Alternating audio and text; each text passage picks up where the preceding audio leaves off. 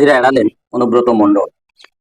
বোলপুর থানার আইসি লিটন হালদারের মা বউকে তুলে যেভাবে গালিগালাজ করেছিল, তার জন্য আজ শনিবার তাকে বোলপুর থানায় হাজিরা দেওয়ার কথা ছিল, কিন্তু তিনি হাজিরায় অসুস্থতার অজুহাতে হাজিরা এড়িয়ে গেলেন। যেমন ঝাড় তেমন বাস হবে তো। এই যে, এতে আর নতুনত্ব কোথায় বুঝতে পারছেন না? দলের সুপ্রিমো যেখানে ভারতবর্ষের প্রধানমন্ত্রীর স্ত্রীর নামে যা কুকথা বলতে পারি, আপনারা ভাবতে পারেন না যে এইভাবে কুকথা বলা যায় প্রধানমন্ত্রীর স্ত্রীর সম্পর্কে। একটা রাজ্যের মুখ্যমন্ত্রী এইভাবে বলবেন, এটা ভাবা খুব আশ্চর্যের। সেখানে অনুব্রত লিটন হালদারের মা বোন তুলে এভাবে বলবেই, এটা স্বাভাবিক। শুনে নিন কি বলছে লিটন হালদারকে নিয়ে আপনার অনুব্রত মণ্ডল কি বলছে লিটন হালদারের মা বোনকে নিয়ে, এটা আপনি বোঝেন। হ্যালো, হ্যাঁ বলুন। তোর পশু ডেপুটেশন দিয়ে তোর বাংলো পর্যন্ত যাব, তোকে বার করে নিয়ে আসবো। বল বল বল বল বল বল। হ্যালো, হ্যাঁ বলুন। তোর পশু ডেপুটেশন দিয়ে তোর বাংলো পর্যন্ত যাব, তোকে বার করে নিয়ে আসবো। বল বল বল বল বল বল বল বল। হ্যালো, বল। না আপনি কি বলছেন? আমি অনুব্রত মণ্ডল বলছি। তোর বউ দারুণ দেখতে, আমার কাছে নিয়ে এসছে এটা। বল বল বল বল বল। তুই ফোনে রেকর্ড করছিস, আমি সব জানি। না না, পশু যখন ডেপুটেশন দেবে না, তোকে কোয়ার্টার থেকে মারতে মারতে নিয়ে আস। না কি হয়েছে, মানে ঘটনাটা কি? জানিস না সিঙ্গিতে কি হয়েছে? হ্যাঁ হ্যাঁ, এই পশু তো কাল পশু ডেপুটেশনের ডেট কর, বার করে 13,000 বোলপুরের লোক হয়েছে না? 13,000? 12,000 লোক হয়েছিল বোলপুরে। প্রচুর লোক। কথা বলেছি তোর মাকে হচ্ছে রে বউকে। আপনি আপনি আপনি একজন দায়িত্বপ্রাপ্ত লোক, আপনি এভাবে কথা বলছেন? তোর ডেপুটেশন, পশু ডেপুটেশন রেড কর, ওকে অফিস থেকে ওই ঘর থেকে বার করার দায়িত্ব আমার।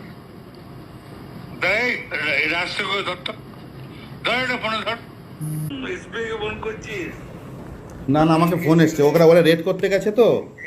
রেড করতে গেছে রে তোর বউ। হয়ে গেছিল। রাস্তা করে ধর, রাস্তা কর। হ্যাঁ হ্যালো, রাজীব কুমার। আমার উপর তো মন্ডল বলছি।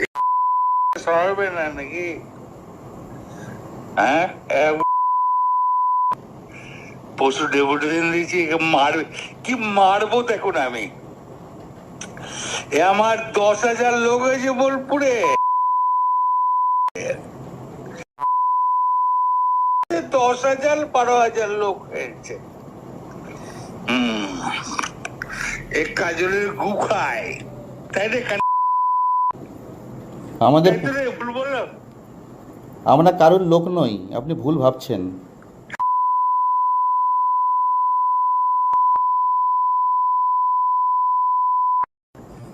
তোর পশু ডেপুটেশনের রেট কর, আমি যাবো থানাতে।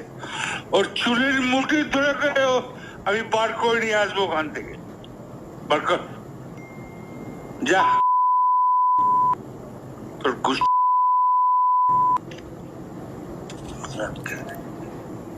আপনি এভাবে কেন বলছেন? হ্যাঁ, ঘটনাটা কি? ঘটনা হলো বোলপুরের একটা প্রসেশন বা পথসভা নিয়ে মিছিল করার। বোলপুরে একটা মিছিল ছিল অনুব্রত মণ্ডলের। সেখানে সেই মিছিলের খবরটা লিটন হালদার, আইসি লিটন হালদার তার পুলিশ সুপারকে এই ইয়েটা দেয়। পুলিশ সুপারকে রিপোর্ট করে যে ওখানে ওখানে ওই 10-12 হাজার লোক হয়েছে। এতেই অনুব্রত ক্ষেপে যান। অনুব্রত খেপে যে বলেন কাজল শেখের লোক, কাজল শেখের লোক, এই আইসি কাজল শেখের লোক, এইভাবে তাকে আক্রমণ করা হয়। কারণ লিটন হালদার পুলিশ সুপার আমনদীপকে রিপোর্ট দিয়েছিলেন যে ওই মিছিলে 10 থেকে 12,000 লোক হয়েছে। এই হচ্ছে বিষয়বস্তু। এর উপরে এই সামান্য বিষয় নিয়ে এত খিস্তি খেউর মা বউ তুলে, যা সত্যি বিরল। এতটা খিস্তি খেউর দেওয়া আপনারা শুনলেন যে কি বলা হয়েছে। সেখানে দলের তরফে তাকে একটু মাপ চাওয়ার অনুরোধ করা হয়েছে। 4 ঘন্টার মধ্যে মাপ চেয়েছেন অনুব্রত মণ্ডল, তাতেই দলের কাছে ক্ষমা পেয়ে গেছেন। এছাড়া পুলিশ, আপনি যদি এরকম কথা বলতাম, আমাদের গেট ভেঙে, দরজা ভেঙে লকআপে ঢুকিয়ে দিত। অথচ পুলিশ সেখানে কিছুই করতে পারেনি এখনো পর্যন্ত। সামান্য একটা মামলা করেছে, মামলা 224, 132, 351, 75 ধারায় মামলা করা হয়েছে।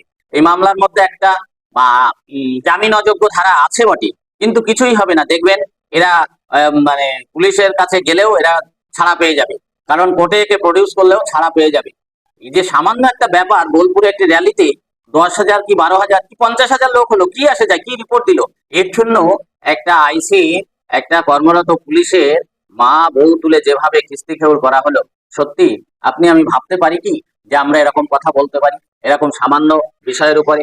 সামান্য কেন, অসামান্য হলেও আমরা বলতে পারবো না। তাই এটা আমাদের লজ্জা যে আমরা কোন রাজত্বে বাস করছি, আমাদের এই অবস্থার মধ্যে দিয়ে আমাদের চলতে হচ্ছে। যাই হোক, আগামী দিনে ভোটাররা সিদ্ধান্ত গ্রহণ করবেন যে কি করা যায়। ভালো বোঝেন, আমাদের থেকে অনেক ভালো ভালো লোক আছে যারা সাধারণ ভোটার, তারা ভাববেন যে কি করা সম্ভব, কি করলে ভালো হয়। ভালো থাকুন, সুস্থ থাকুন, সবাইকে ধন্যবাদ।